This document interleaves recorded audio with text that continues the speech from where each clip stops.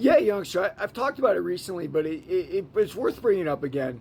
I like it when a contender who's maybe not in the top five gets a title shot, right? And that's what's happening with Jack Magdalena. I mean, he's apparently a really exciting guy from down under, so they're bringing him into Canada for a fight with Bilal. And I find that interesting. Like, are they thinking that because he's a Commonwealth guy, he's from Australia, he'll have some pull in Canada? I don't know, but it certainly looks that way.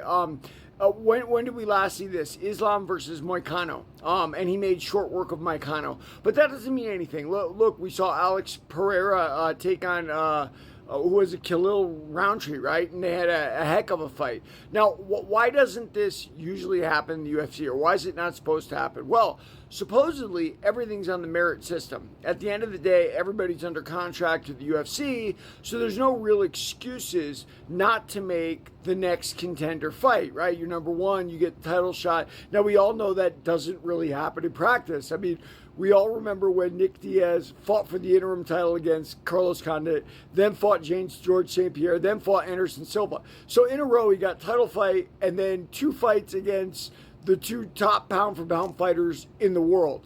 And why was that? It was because Nick Diaz was putting butts in seats, right? He was selling tickets. And so that's great. And by the way, I think a lot of times you get exciting fights that way. I don't necessarily think that, Nick Diaz, Anderson Silva was exciting, but what I think is that can certainly happen.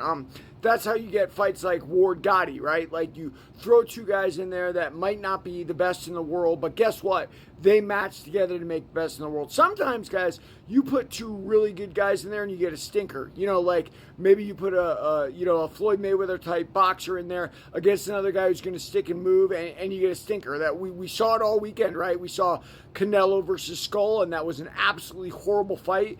And I agree, it was very close. Like, who could have won that fight? Either one of them. But I would have given it to Canelo just on the pursuit.